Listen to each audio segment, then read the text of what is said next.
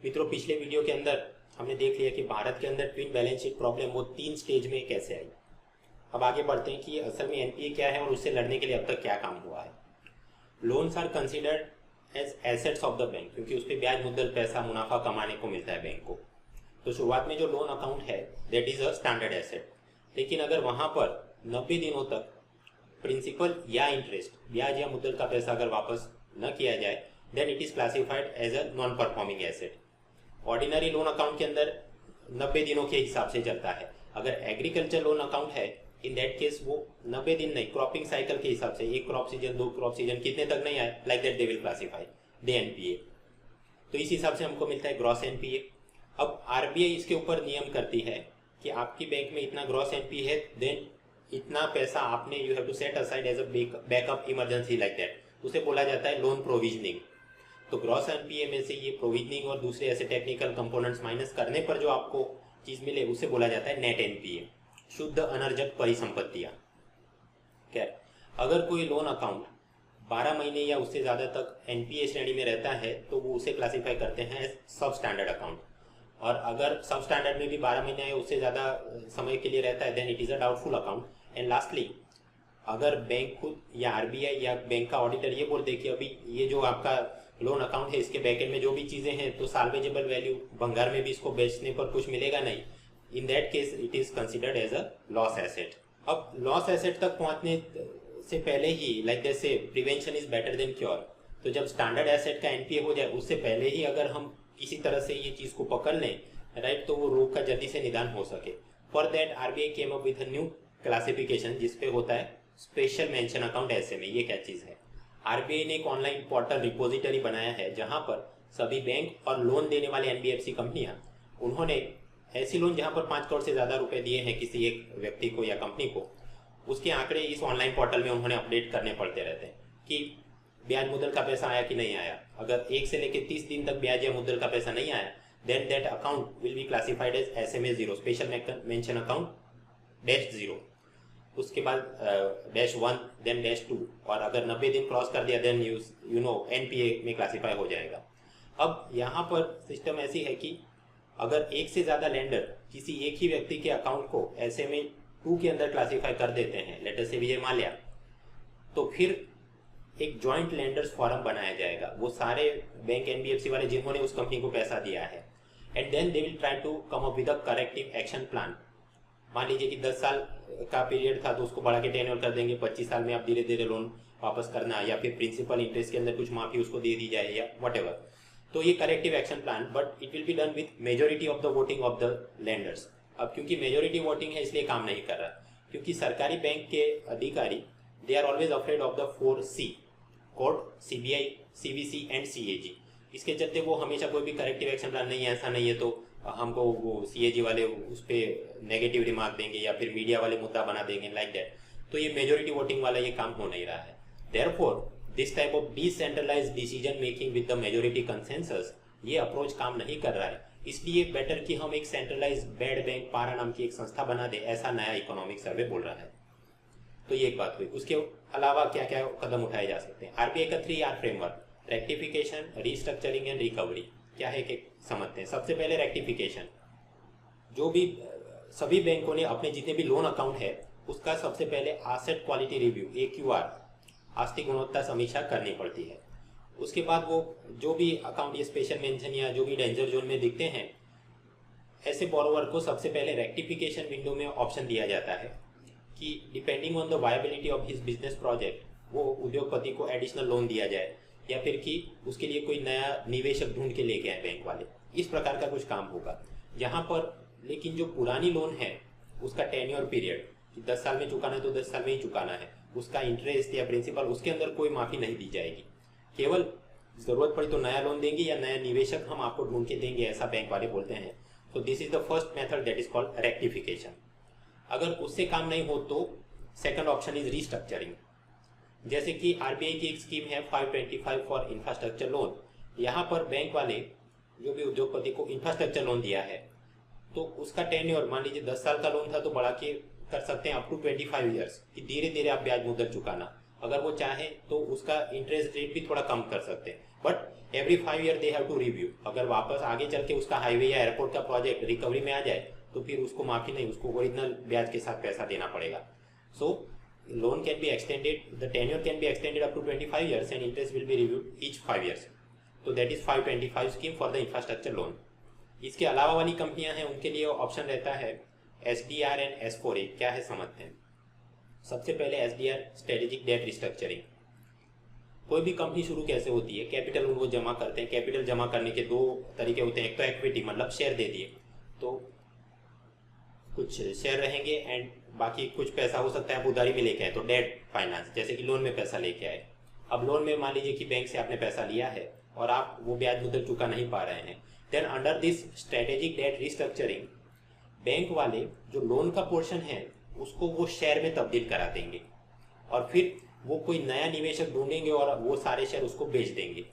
तो आप समझ सकते हैं कि जब लोन या डेट का हिस्सा जब शेयर या इक्विटी में तब्दील होगा तो जो पुराने वाले शेयर होल्डर हैं उनकी शेयर होल्डिंग उसमें कम हो जाएगी, obviously because new person is entering, right. तो ये SDR स्कीम के अंदर कोई भी काम करने से पहले जो एग्जिस्टिंग शेयर होल्डर है उनको पूछ के ये काम करना पड़ता है। So again just like that joint landers forum, यहाँ मेजोरिटी डिसीजन मेकिंग से करेंगे तो कुछ काम हो नहीं पा रहा है। So again this decentralise approach of SDR is not working. इसलिए इकोनॉमिक सर्वे बोलता है इसको छोड़ो, हम better we need to have a centralise separate agency, PARA agency, bad bank होनी चाहिए। This is strategic debt restructuring, रणनीतिक ऋण पुनर्संरचना स्कीम। सर्वे के पेज 103 में इसकी व्याख्या दी गई है। It gives an opportunity to the banks to convert the debt of the company to 51% equity and sell them to highest bidder. जो मैंने आपको पढ़ाया, मतलब डेट या लोन का हिस्सा उसको इक्विटी या शेयर के अंदर तब्दील करके किसी और को बेच देंगे। This is the correct definition. लेकिन हिंदी एडिशन ऑफ सर्वे उन्होंने उसका गलत डेफिनेशन दिया है।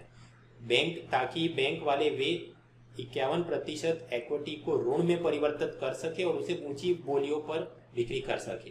तो हिंदी एडिशन क्या बोल रहा है कि इक्विटी या शेयर वाला हिस्सा वो भी डेट या लोन में तब्दील करेंगे। अभी शेयर है उसको भी अगर आप लोन में तब्दील करेंगे तो वो कंपनी पहले ही खड्डे में गई है, उसका तो NPA मतलब पूरा कबाड़ा हो जाएगा, right. So this is the proof of one of the idiotic Hindi translations given in the new economic survey volume 1 chapter 4। और ये तो केवल एक है, ऐसे तो कई उदाहरण और आगे आएंगे। सो माई पॉइंट इज कि अगर ऑफिशियल सर्वे के अंदर इतनी गलती है तो सोचिए हिंदी कोचिंग मटेरियल में कितनी गलती होगी। देयरफॉर आई ऑलवेज रेकमेंड जब तक हो सके आप प्रयत्न कीजिए कि इंग्लिश सोर्स और रिसोर्सेज की मदद से ही आप पढ़ाई करें। क्योंकि SDR स्कीम में कुछ खास रेजोल्यूशन आए नहीं, then RBI came up with this scheme for sustainable structuring of stressed assets S4A। और सर्वे वालों ने इसका हिंदी किया है तंग हाली आस्तियों की संधारणीय संरचना। देखिए इधर तो ठीक से डेफिनेशन तो बना नहीं सकते और इधर हिंदी शुद्ध करने में अपना दिमाग लगाया जा रहा है। क्या फर्क क्या है? अगेन कंपनी शुरू कैसे होती है, कैपिटल, तो थोड़ा इक्विटी फाइनेंस में पैसा लाए होंगे, थोड़ा डेट फाइनेंस में। अब मान लीजिए डेट के स्वरूप में 100 रुपये वो लोन में लेके आए हैं, तो ये बैंक वाले पहले तो एसेट क्वालिटी रिव्यू करेंगे, ठीक, और उन्हें अगर ऐसा लगता है कि 100 रुपये के लोन में से ये कंपनी की इतनी औकात, हैसियत और क्षमता तो है कि वो 90 रुपये तक का पैसा वापस कर सके, केवल 10 रुपये वो वापस करने की अभी उनकी खस्ता हाल चल रहे हैं। So only that unsustainable portion, let us से 10 रुपये, उसको वो इक्विटी में तब्दील करेंगे। और इक्विटी भी कैसे? Preferential shares without voting power, ताकि जो ऑर्डिनरी शेयर होल्डर्स हैं उनके वोटिंग पावर या ओनरशिप में कोई फर्क ना आए। So therefore this S4A scheme it does not require the permission of the existing share holders. ये हो गया। तो रिस्ट्रक्चरिंग के लिए ये प्रयत्न है ना, हमने पढ़े SDR है, S4A वगैरह। सर्वे के अंदर ग्राफ से दिखाया है कि ये 2008-9 के बाद, क्योंकि because of this global financial crisis NPA बढ़ रहा था, तो ये रिस्ट्रक्चरिंग के भी प्रयत्न बढ़ रहे थे। आप देखिए ग्राफ में ये बढ़ता जा रहा है। लेकिन ये FY15 के बाद आप देखिए इसमें कमी आ रही है। क्यों? क्योंकि इवन रिस्ट्रक्चरिंग करने के बाद भी वो उद्योग ऐसे खड्डे में गए हैं कि वो रिवाइव हो ही नहीं पाते हैं। सो देयरफॉर एंड एडिशनली अब तो बैंक के ऑफिसर और डरते हैं रिस्ट्रक्चरिंग करने से, because they are afraid of the 4C, क्या court, CAG, CVC and CBI, और प्लस की मीडिया वाले मुद्दे करेंगे, PR, व्हाट्सएप में सब नेगेटिव मैसेज वगैरह वगैरह। सो देयरफॉर रिजोल्यूशन हो नहीं पा रहा है। इसके चलते सर्वे बोल रहा है कि this old schemes are failing, so better we create a separate bad bank जिसका नाम हो पारा। यहाँ पर भी मित्रों देखिए लिखा है FY16 का मतलब क्या है, financial year that is ending on 31 मार्च 2016, मतलब 2015-16 की बात। और ये लिखा है H117 मतलब 2016-17 जो फाइनेंशियल ईयर था उसका फर्स्ट हाफ, बिकॉज ऑब्वियसली ये सर्वे दिसंबर तक तो उसने ड्राफ्टिंग खत्म कर दिया, तो उसके पास नए आंकड़े तो होंगे नहीं। एनीवेज, तो आरबीआई का 3R फ्रेमवर्क, उसमें हमने रेक्टिफिकेशन समझ लिया कि जहां पर पुरानी लोन के ईएमआई, इंटरेस्ट, प्रिंसिपल, इंटरेस्ट या टेन्योर के अंदर कोई फर्क नहीं किया जाएगा। अगर जरूरत हुई तो नया आपको लोन देंगे या नया निवेशक ढूंढ के लेके आएंगे। Then we understood this restructuring, right, कि जहां टेन्योर पीरियड 525 था तो अप टू 25 पर वो कर सकते हैं, इंटरेस्ट में भी बदलाव कर सकते हैं, और they can even change the ownership like this S4A and SDR scheme. So वो हमने पढ़ लिया। Now last option is recovery. Again सोटी वागे चमचम विद्या वे दम दम की, ये सब नहीं होगा तो क्या करेंगे, पूरी चीज जब्त करके उसको बेच देंगे। भारत के अंदर आज़ादी के बाद बैंकों का राष्ट्रीयकरण किया गया, नेशनलाइजेशन ऑफ द बैंक्स। उसके बाद भी एनपीए की समस्या तो थी ही, लेकिन उस जमाने में अगर बैंक चाहती कि हम किसी वो लोन में जो बैकएंड में जो भी चीज़ है उसको हम जब्त कर लें और उसकी कोई नीलामी करे, वो कर नहीं पाते थे, because they had to approach the ordinary courts, और वहाँ पर स्टे ऑर्डर एंड तारीख पे तारीख चलती जाती थी। तो जब in the year 1991 Narasimhan committee बनी फॉर बैंकिंग सेक्टर रिफॉर्म, उसने बोला कि उसके लिए ऑर्डिनरी कोर्ट नहीं, अलग से रिकवरी ट्रिब्यूनल होने चाहिए, तो 93 में वो बनाए गए। उसके बाद 98 में वापस नरसिम्हन कमेटी सेकंड टाइम बनी, तो उसने बोला कि इसको और मजबूत करने की जरूरत है, तो उसको सिफारिश को लागू करने के लिए एक सरफायसी एक्ट बनाया गया इन द ईयर 2002। तो ये डेट रिकवरी ट्रिब्यूनल और उनको बहुत ज्यादा पावर्स वगैरह दिए गए। अब ये सरफायसी एक्ट का फुल फॉर्म क्या है, अपने लिए काम का नहीं, बैंक की परीक्षा आप दे रहे हैं, then you have to memorise. क्या ये सरफायसी एक्ट और उसके अंतर्गत ये डेट रिकवरी ट्रिब्यूनल, लेकिन फिर भी ये तारीख पे तारीख और वो समस्या तो चलती रही। So then we came up with this insolvency and bankruptcy code 2016। तो ये दो चीज पढ़ते हैं। सरफायसी एक्ट क्या है? बेसिक आइडिया इस कि आपने लोन में पैसा लिया है, आप नहीं चुका रहे हैं, तो आपकी जो भी मिलकत है उसको जब्त करके उसकी नीलामी बैंक वाले कर सकते हैं। ये वाला नियम एग्रीकल्चर लोन पे लागू नहीं होता, मतलब ऐसा नहीं कि वहां किसान ने पैसा वापस नहीं किया तो उसके मवेशी, उसकी जमीन बैंक वाले ले जाएंगे, नो। सिमिलरली अनसिक्योर्ड लोन पे ये लागू नहीं होगा, मतलब आपने एजुकेशन लोन लिया है और आपने गिरवे कुछ भी नहीं रखा तो बैंक वाले ऐसा नहीं कि आपका घर ले लिया। Only secured and mortgage assets, for example Mallya ने अपने किंगफिशर की ये ऑफिस गिरवे रख के कोई लोन लिया हो, only that can be attach. ऐसा भी नहीं कि फिर वो माल्या ने पैसा नहीं चुकाया तो उसके बेटे सिद्धार्थ माल्या की BMW कार भी बैंक वाले उठा के ले जाएंगे, that is not possible. Only दो secured assets can be taken, और वहां पर बैंक ने किसी कोर्ट से अनुमति लेने की जरूरत नहीं है, वो ऐसे ही करके उसके अटैच कर सकते, उसकी नीलामी कर सकते हैं। अगर कंपनी है तो उसके बोर्ड ऑफ डायरेक्टर मैनेजमेंट में भी चेंज कर सकते हैं। अगर माल्या को इसके सामने स्टे ऑर्डर चाहिए, then he cannot approach the ordinary courts. He has to go to the debt recovery tribunal under the SARFAESI Act. RTI के अंदर तो मित्रों कोई भी मुंह उठा के अर्जी कर सकता है, because only 10 rupee application fee. उसी प्रकार यूपीएससी भी कोई भी राह चलता अर्जी डाल देता है, क्यों, 100 रुपी फी है। बट डेट रिकवरी ट्रिब्यूनल में कोई भी ऐसे राह चलते नहीं जा सकता। वहां पर अगर आपने स्टे ऑर्डर के लिए अर्जी डालनी है, मिनिमम 12,000 रुपीज टू 1.5 लाख रुपए तक देने पड़ते हैं, डिपेंडिंग की कितना बड़ा केस है। So this is to discourage the frivolous complaints. मान लीजिए वहां पर माल्या जाते हैं और वहां पर भी ज्यादातर तो नियम ऐसे हैं कि बैंक के फेवर में ही डीआरटी वाले ऑर्डर करेंगे। अब उसके विरुद्ध अपील में माल्या को आगे जाना है, then there is debt recovery appellate tribunal, DRAT। But वहां तो और भी कड़क शर्त है कि अपील करने से पहले आपका जितना भी बकाया लोन का पैसा उसका 50% आपने डिपॉजिट में देना होगा, तभी जाके वो आपकी अपील सुनेंगे। So this is all done to fast track the things. एक और भी चीज है, आरबीआई के नियम है कि अगर बैंक ने कोई प्रॉपर्टी अटैच कर ली है तो वो अपनी बैलेंस शीट में 7 साल से ज्यादा नहीं रख सकते। इसलिए उतने वक्त के अंदर बैंक वाले या तो उसको नीलाम कर दें, अगर कोई जमीन हुई, कोई एक हाउस हुआ तो नीलामी हो सकती है। बट मान लीजिए कि कोई बिजनेस ऑपरेशन है, एक ऑफिस है, कुछ एयरप्लेन है वगैरह, तो बैंक को वो नीलामी करने में कई बार दिक्कत आती है। So in that case they can sell the entire thing to some asset reconstruction company, जैसे अनिल अंबानी की ऐसी कंपनी है।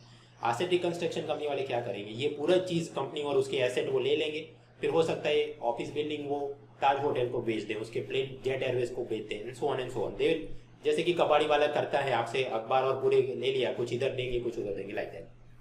लेकिन पिछले 2 वर्षों में जितने भी केस बैंक वालों ने एसेट रिकंस्ट्रक्शन कंपनियों को रिफर किए, out of them hardly 5% they were able to solve. तो मतलब ये एआरसी वाला प्रयोग भी एक प्रकार से निष्फल गया है। Therefore we need a separate bad bank known as PARA, ऐसा नया इकोनॉमिक सर्वे बोल रहा है। खैर, अब ये डेट रिकवरी ट्रिब्यूनल बनने के बाद भी वहाँ पर भी बहुत सारा लॉक जैम है, तारीख पे तारीख चलती रहती है। एंड एसेट रिकंस्ट्रक्शन कंपनी, मैंने बताया hardly 5% of the cases they were able to solve. तो क्या किया जाए? सरकार ने अपनी तरफ से किया कि एक नया इंसॉल्वेंसी एंड बैंक्रप्सी कोड लेके आते हैं। बेसिक फंडा इज कि ये पूरी प्रक्रिया के बाहर भी कोई मांडवाली करने के लिए, आर्बिट्रेशन करने के लिए सुविधा होनी चाहिए। Structure is something like this. बड़ी कंपनियां एक से ज्यादा बैंकों से, एनबीएफसी से उधारी में पैसा लेके आती हैं, right.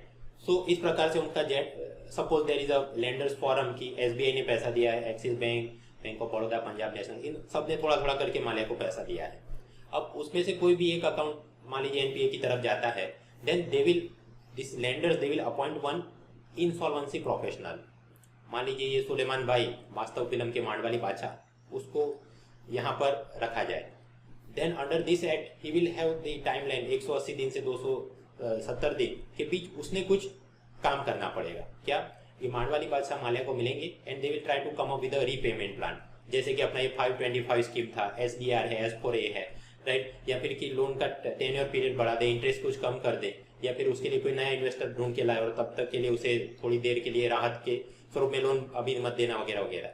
So this insolvency professional will come up with a repayment plan by consulting that businessman। और फिर ये रीपेमेंट प्लान लेके वो वापस ये जॉइंट लैंडर फॉरम में जाएगा। बट शर्त है कि minimum 75% of the creditors must approve. तो ये मतलब 4 है, उसमें से 3 अप्रूव करें। अगर ऐसा कर दिया तो वो रीपेमेंट प्लान उसे लागू करेंगे, जो भी चीज़ें मैंने दिखाई। और अगर ये लोग नहीं मानते ये जॉइंट लैंडर फॉरम वाले, then the company will have to go through liquidation, उसकी नीलामी, बेच देंगे सारी चीज। And in that case if 75% creditors do not approve the repayment plan, तो ये insolvency professional he will have to do liquidation of that company. उस वक्त ये सुलेमान भाई के पास वो कंपनी के बोर्ड ऑफ डायरेक्टर की सारी सत्ताएं उसको मिल जाएंगी और फिर वो टेक ओवर करके फिर नीलामी शुरू करे। और नीलामी करने पर जो पैसा आएगा वो वापस एक एक करके वो बकाया चुकना शुरू करेगा। सबसे पहले तो वो अपने इंसॉल्वेंसी प्रोसीडिंग के कॉस्ट रिकवर करेगा। उसके बाद ये जो सिक्योर क्रेडिटर, मतलब जिन्होंने ये बैंक वाले वगैरह, उनको पैसा दिया जाएगा। जो ये कंपनी में काम करते थे उन कामदारों का पगार चुकाएंगे एंड सो ऑन। तो इस डिसेंडिंग ऑर्डर में जाएगा, गवर्नमेंट के ड्यू चुकाएंगे and so on. And ultimately अगर कुछ पैसा बच गया ये सारी नीलामी करने के बाद, ये सारे सेटलमेंट करने के बाद, then it will be given to the equity holders. और वहां पर भी प्रेफरेंशियल शेयर होल्डर को पहले पैसा मिलेगा, ऑर्डिनरी शेयर होल्डर को बाद में पैसा मिलेगा। तो ये पूरी प्रक्रिया चलेगी। मान लीजिए विजय माल्या को इसके सामने अपील में जाना है, ये पूरी जो एडजुडिकेशन हुआ। अगर कोई इंडिविजुअल या पार्टनरशिप फर्म है, then they can go to appeal to the debt recovery tribunal and DRAT। अगर कोई कंपनी है, then they will have to go to appeal to this National Company Law Tribunal. ये क्या है company act के अंदर हम आराम से पढ़ेंगे। अब ये पूरी प्रक्रिया को लागू करने के लिए again there is a statutory body, insolvency and bankruptcy board of India, IBBI। पूरे उसके स्ट्रक्चर में नहीं पढ़ूंगा, आप घर पे स्लाइड देख लेना। Basically AMS Sahu is the chairman. RBI की तरफ से कुछ नामांकित लोग होंगे, सरकार की तरफ से तो एक चेयरमैन, 9 सदस्य, कुल मिला के 10 लोग हैं।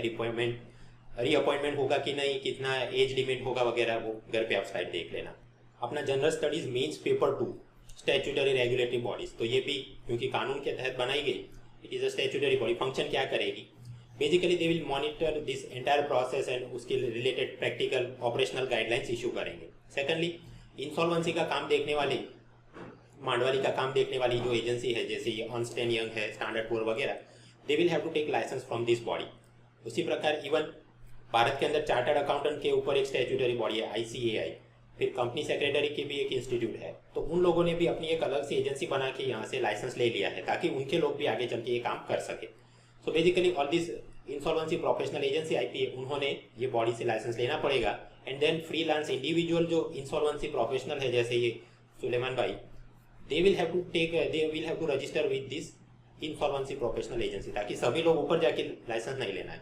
इस प्रकार से ये काम करेंगे। अपार्ट फ्रॉम दैट, ये पूरी चीज़ को मॉनिटर करने के लिए, कहाँ कितना NPA वगैरह देखने के लिए दे विल, ये संस्था एक पूरा डेटाबेस मैनेजमेंट, ऑनलाइन रिपोजिटरी वो सब बनाएगी। और ये सब करने के लिए उनको पैसा भी चाहिए होगा, तो फंड में उनको सरकार की तरफ से पैसा भी मिलेगा। तो मित्रों, इस प्रकार से RBI का 3R framework, rectification, restructuring and recovery up to the SARFAESI act और वहां से आगे इंसॉल्वेंसी बैंक्रप्सी कोड भी हमने देख लिया। सर्वे के अंदर क्रोनोलॉजी वाइज दिया है कि सबसे पहले क्या किया था, उसके बाद क्या। तो मैंने स्क्रीनशॉट यहाँ पे रखा है, आप घर पे ये देख लेना। क्रोनोलॉजी प्रकार का MCQ पूछे तो ये सब तो बराबर है, लेकिन फार्म लोन के बारे में क्या, और वो किसानों के कर्जे माफी के बारे में क्या, लोन राइट ऑफ क्या होता है, विलफुल डिफॉल्टर क्या होता है, छोटे मुद्दे हैं, अभी देख लेते हैं। हमने पढ़ा कि सरफासी एक्ट के अंतर्गत बैंक वाले आपकी प्रॉपर्टी जब्त कर सकते हैं, नीलामी कर सकते हैं, but this thing does not apply to agriculture loans. तो अगर एग्रीकल्चर लोन किसान वापस नहीं कर रहा है तो वहां पर रिकवरी के लिए क्या कर सकते हैं? एक चीज होती है haircut with one time settlement, OTCS। क्या है? बेसिकली किसान ने जो भी पैसा उसमें से थोड़ा उसको माफ कर देंगे और बाकी का ब्याज मुद्दल उसने परत करना है। फॉर एग्जाम्पल, ये SBI वालों ने ट्रैक्टर लोन्स बहुत दिए थे पहले, और वहां पर कुछ 6,000 करोड़ रुपए तक की asset doubtful and loss case के अंदर आ गई। तो अभी 31 मार्च 2017 तक थोड़े समय के लिए उनको एक ऑप्शन दिया गया, one time settlement with haircut of 40%। इसका मतलब कि जो किसान ने ट्रैक्टर लोन लिया है और जितना बकाया है लेटर से 10 लाख रुपए, तो उसमें से 60% ही उसने वापस करना है, बाकी का 40% वो बैंक वाले अपना नुकसान हो गया समझ के भूल जाएंगे, haircut of 40%। So this was done. और यहाँ पर basically that farmer will approach the branch manager, और उसके पास एक फॉर्म होगा एंड टिक बॉक्स कि आपका फिक्स डिपॉजिट में कितना पैसा है, आपने पहले कितना लोन लिया था, बकाया किया था कि नहीं, सो ऑन एंड लाइक दैट। वो लोन माफी और ये थोड़ी माफी और बाकी का पैसा चुकते करे। So it is non discretionary in nature. ऐसा नहीं कि केवल एक राज्य के लोगों का माफ होगा या किसी केवल बीजेपी के चहीते लोगों का, नो, एंटायर ऑल इंडिया जो भी है उनके पास ये ऑप्शन रहा था। और पहले इवन स्मॉल मीडियम एंटरप्राइजेस को भी ऐसा 20% हेयरकट पे SBI ने काम किया था, एजुकेशनल लोन में भी ऐसा काम किया गया था, and they have manage to recover some 800 crore rupees like that. So one time settlement का फंडा क्या है कि something is better than nothing. थोड़ा नुकसान बैंक अपने ऊपर सहन करके बाकी का पैसा रिकवर करती है। So this is one thing. उसके अलावा होता है डेट वेवर, मतलब कि पूरा कर्जा माफ कर दिया जाए, borrower does not have to repay the remaining dues. ऐसा करने पर सरकारी बैंकों में बेसिकली होता यह है कि जो भी किसान ने लोन का पैसा बकाया है, तो सरकार बैंक को ये बोलेगी कि आप वो पूरा माफ कर दो, आपका जो नुकसान हुआ वो हम भरपाई करेंगे। और वो भरपाई मतलब एक साथ पूरा कैश में नहीं देंगे, government will issue government security, और वो भी लॉन्ग मेच्योरिटी वाले, मतलब अभी के लिए किसान का लोन माफी और वो जो नुकसान बैंक को हुआ उसके सामने गवर्नमेंट सिक्योरिटी, और वो 10 साल 15 साल 20 साल तक धीरे धीरे ब्याज मुद्दल के स्वरूप में वो पैसा वापस आता है। इसलिए बैंक वालों को ये चीज़ पसंद नहीं होती। कि आप याद करो, प्रायोरिटी सेक्टर लैंडिंग में अगर आपने कोटा फुलफिल नहीं किया तो आप बैंक का पैसा जाता था नाबार्ड के RIDF फंड में, तो वो भी इस प्रकार से ब्याज मुद्दल वापस तो होती थी, but in a long period. So banks don't like it. Short term के लिए तो आपकी चली बैलेंस शीट क्लीन अप हो गई, लेकिन लॉन्ग टर्म में फिर भविष्य में जब भी किसान लोन लेगा वो ये सोचेगा चुनाव आने दो, मैं तो कोई ब्याज मुद्दल वापस नहीं करूंगा, right. So it hurts the culture of repayment. तो भविष्य में फिर ये बैंकों के स्पेशल मेंशन अकाउंट, NPA, वो सब बढ़ सकते हैं अगर कंपनियों को भी इस प्रकार से माफी वगैरह देना शुरू हो जाए। And then it will be very difficult to comply with the Basel norms. आप याद करो, रिस्क वेड एसेट, तो अगर आपका NPA होगा उस हिसाब से रिस्क वेड एसेट बढ़ती जाएंगी।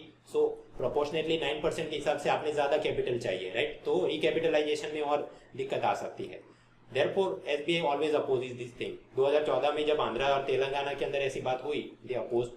2017 यूपी और पंजाब चुनाव में भी ये बात की गई कि भाई किसानों का कर्जा माफ, देन SBI अपोज, क्योंकि ढेर सारा पैसा वहां पर लगा है। खैर आगे चल के योगी आदित्यनाथ उन्होंने करीब 36,000 करोड़ से ज्यादा का कर्जा माफी कर दी। Chief economic advisor Arvind Subramanian ने भी ऐतराज जताया कि ऐसा करने पर तो 2% ऑफ GDP, ये तो इस प्रकार की लोन माफी में चला जाएगा अपना। RBI गवर्नर उर्जित पटेल ने भी ऐतराज जताया कि ये ऐसा करने से farm loan waiver it undermines the honest credit culture. And Arundhati Bhattacharya तो पहले से इसके विरोध में रही है। So they have their own things.